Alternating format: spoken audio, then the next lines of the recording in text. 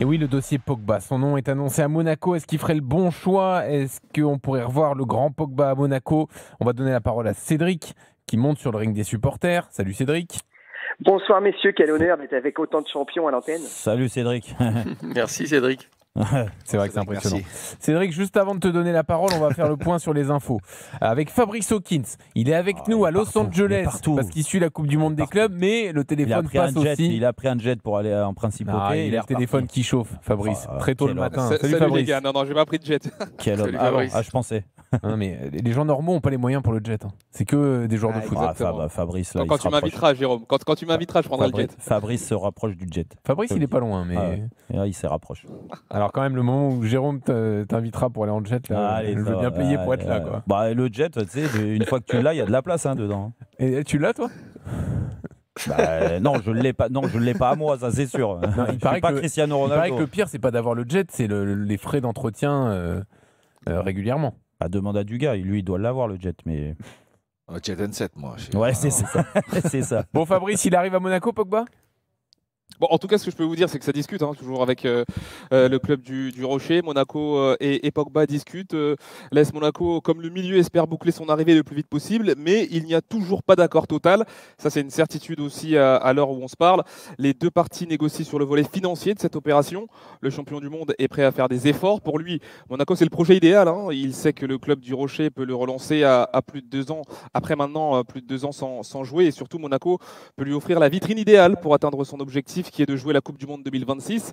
D'ailleurs, en signant à Monaco, le joueur de 32 ans se rapprocherait géographiquement du sélectionneur de l'équipe de France, qui habite tout près de Monaco, Didier Deschamps, et avec qui il a toujours gardé le contact. Actuellement à Miami, Paul Pogba a d'autres sollicitations. Des clubs en Arabie Saoudite suivent de près l'évolution des événements.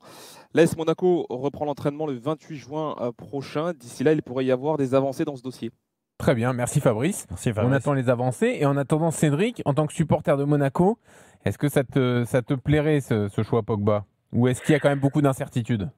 Alors des incertitudes, forcément, va y en avoir quand tu as été 2 ans sans jouer, puis tout ce qu'il a traversé, il y a des incertitudes.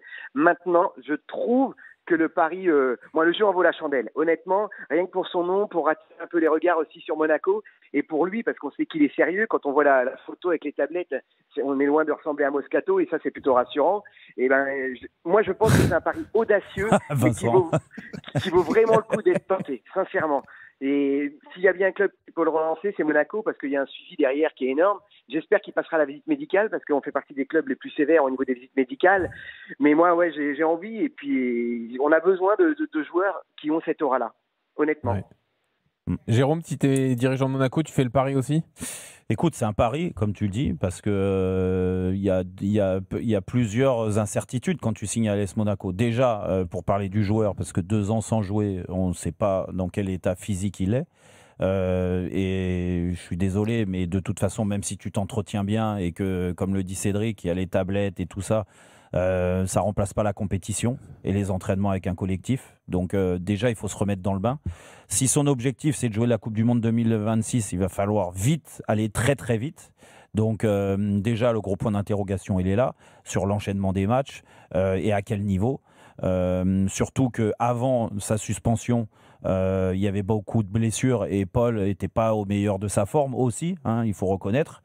C'était plus sur une pente descendante qu'une pente ascendante, sa carrière. Après, il y a l'incertitude Monaco, le contexte, parce que je suis désolé, moi j'ai tellement d'expérience sur le fait qu'il y a des joueurs, des grands joueurs qui sont arrivés pour finir leur carrière à AS Monaco, qui se sont endormis parce que le contexte fait que c'est un contexte particulier. C'est pour ça, Jérôme, moi je voulais demander pourquoi Monaco, comme a dit l'auditeur, pourquoi c'est le club idéal pour relancer, pourquoi il est plus idéal qu'un autre. Je comprends pas l'avis de notre auditeur. Peut-être parce qu'il y a moins de pression et que les gens regardent moins aussi. Ça peut être positif. Vas-y, Cédric.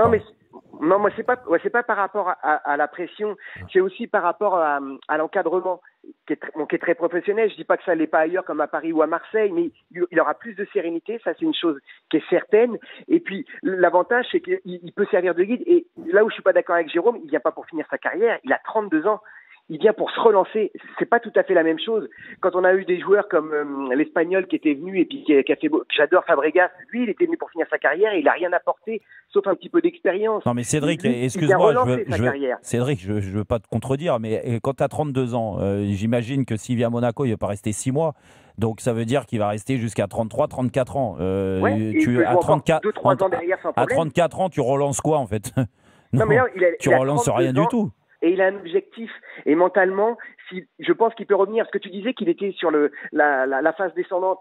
En même temps, vu ce qu'il a traversé familial, on va dire avec sa famille, le chantage, Ah non, mais ça, on est d'accord. Non, mais ça, Cédric, je suis. Ça, c'est une des causes de la phase descendante. Mais moi, en plus, c'est pas une question d'être critique sur Paul, parce que c'est quelqu'un que j'apprécie et un joueur que j'ai trouvé tellement fort.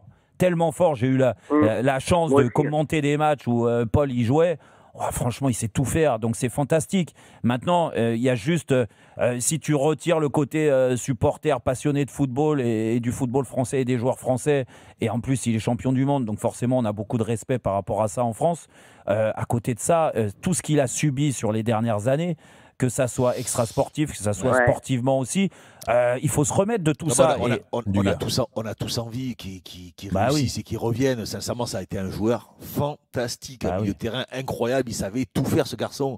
Voilà, sa démarche, sa façon de courir, son attitude, un mec sympathique, souriant. Enfin, il a toutes les qualités du monde. Après, moi, sincèrement, j'espère me tromper vraiment et dire une énième bêtise de plus.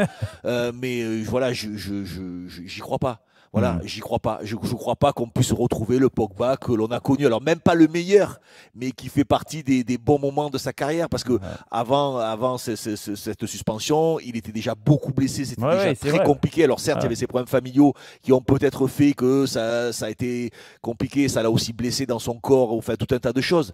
Mais là, aujourd'hui, te relancer, je lui souhaite sincèrement du fond du cœur, mais j'y crois pas trop. Après, ça dépend. Après, ça dépend quel niveau on a envie de retrouver et de voir chez Paul Pogba. Est-ce qu'il va à Monaco dans un rôle d'encadrant, de soutien, d'accompagnant, ou est-ce que Monaco veut le prendre pour retrouver le grand Pogba? C'est ça, on ne sait pas. Tony. Mais, moi, je pense qu'il est difficile de savoir exactement ce qui va se passer demain. Je veux dire, avec Paul Pogba, tout est dans sa tête. On l'a dit tout à l'heure. Tu sais, c'est vachement important. Il y a un dicton qui dit ce qui ne tue pas rend plus fort. S'il est capable de se relever de ce qui s'est passé, il peut revenir en très très grande forme. Maintenant, est-ce qu'il en sera capable? C'est sûr que ça, on est obligé de mettre un énorme point d'interrogation. Ouais, puis maintenant, physiquement, Ah non, mais c'est sûr, parce que quand tu t'arrêtes déjà quand tu es un an sans jouer, c'est hyper difficile de revenir. Mais alors là, c'est 2 ans. Maintenant, il est tellement... Comme vous le disiez, il est tellement exceptionnel que est-ce qu'il n'est pas capable de le faire? Laissons le doute, laissons la place au doute. C'est ça. On va s'arrêter l'exception, exactement.